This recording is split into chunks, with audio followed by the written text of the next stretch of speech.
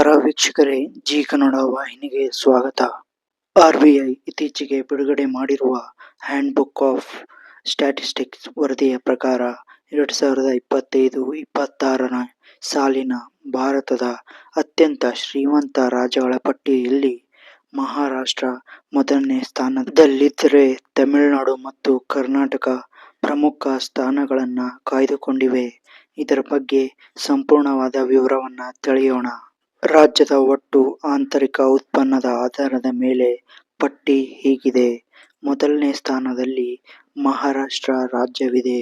ಹೌದು, ಇದರ ಜಿಎಸ್ಡಿಪಿ ಅಂದಾಜು ರೂಪಾಯಿ 45.32 ಲಕ್ಷ ಕೋಟಿ ರೂಪಾಯಿ ಇದೆ.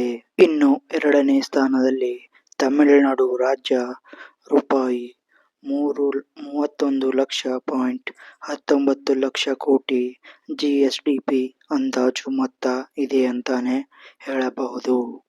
ಇದು ಭಾರತದ ಎರಡನೇ ಶ್ರೀಮಂತ ರಾಜ್ಯವಾಗಿದೆ ತಮಿಳುನಾಡು. ಇನ್ನು ಈ ಪಟ್ಟಿಯಲ್ಲಿ ಮೂರನೇ ಸ್ಥಾನದಲ್ಲಿ ಉತ್ತರ ಪ್ರದೇಶ ರಾಜ್ಯವಿದೆ.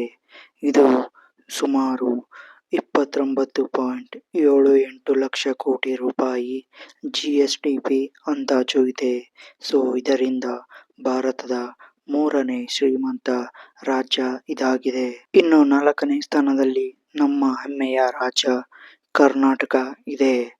ಇದು ಸುಮಾರು 28.84 ಲಕ್ಷ ಕೋಟಿ ರೂಪಾಯಿ ಜಿಎಸ್ಡಿಪಿ ಅಂದಾಜು ಮೊತ್ತ ಇದೆ. ಇದರಿಂದ ನಮ್ಮ ಕರ್ನಾಟಕ ಭಾರತದ ನಾಲ್ಕನೇ ಶ್ರೀಮಂತ ರಾಜ್ಯವಾಗಿದೆ. ಇನ್ನು ಐದನೇ ಸ್ಥಾನದಲ್ಲಿ ಗುಜರಾತ್ ರಾಜ್ಯ ಇದೆ. ಇದು ಸುಮಾರು 27.9 ಲಕ್ಷ ಕೋಟಿ ಜಿಎಸ್ಡಿಪಿ ಅಂದಾಜು ಮೊತ್ತ ಹೊಂದಿದೆ. ಇದರಿಂದ ಐದನೇ ಸ್ಥಾನದಲ್ಲಿ ಗುಜರಾತ್ ಭಾರತದ ಶ್ರೀಮಂತ ರಾಜ್ಯವಾಗಿದೆ ಅಂತ ಹೇಳಬಹುದು. ಇನ್ನು ಪ್ರಮುಖ ಅಂಶಗಳನ್ನು ನೋಡುವುದಾದರೆ, ಕರ್ನಾಟಕವು ದೇಶದ ಒಟ್ಟು ಜಿಡಿಪಿಗೆ ಸುಮಾರು 8.2% ಕೊಡುಗೆ ನೀಡುತ್ತಿದೆ.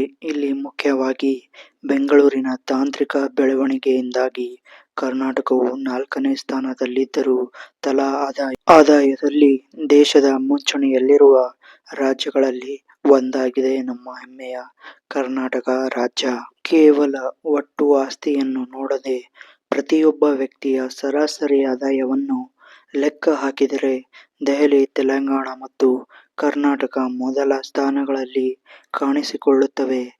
ಕರ್ನಾಟಕದ ತಲಾ ಆದಾಯವು ಸುಮಾರು ರೂಪಾಯಿ 3.8 ಲಕ್ಷದಷ್ಟಿದೆ. ಇತ್ತೀಚಿನ ವರ್ಷಗಳಲ್ಲಿ ಉತ್ತರ ಪ್ರದೇಶವು ಕೈಗಾರಿಕಾ ಹೂಡಿಕೆಯಲ್ಲಿ ಹೆಚ್ಚಿನ ಪ್ರಗತಿ ಸಾಧಿಸಿ ಕರ್ನಾಟಕವನ್ನು ಹಿಂದಿಕ್ಕಿ ಮೂರನೇ ಸ್ಥಾನಕ್ಕೆ ಏರಿದೆ. ಭಾರತವು 2030ರ ವೇಳೆಗೆ ವಿಶ್ವದ ಮೂರನೇ ಅತಿದೊಡ್ಡ ಆರ್ಥಿಕತೆಯಾಗುವ ಗುರಿಯನ್ನು ಹೊಂದಿದೆ.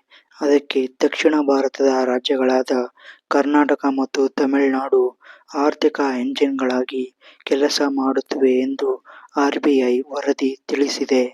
ವೀಕ್ಷಕರೇ, ಇದಾಗಿತ್ತು ಆರ್‌ಬಿಐ ವರದಿ ಮಾಡಿರುವ ಭಾರತದ 5 ಶ್ರೀಮಂತ ರಾಜ್ಯಗಳ ಪಟ್ಟಿ. ನಮ್ಮ ಕರ್ನಾಟಕವು ನಾಲ್ಕನೇ ಸ್ಥಾನದಲ್ಲಿರುವುದು ಎಷ್ಟು ಹೆಮ್ಮೆಯ ಮತ್ತು ಖುಷಿಯ ಸಂಗತಿ ಎಂದು ಕಾಮೆಂಟ್ ಸೆಕ್ಷನ್ ಮೂಲಕ ಕಾಮೆಂಟ್ ಮಾಡಿ. ಮತ್ತೊಂದು ಹೊಸ ವಿಡಿಯೋದೊಂದಿಗೆ ಸಿಗೋಣ.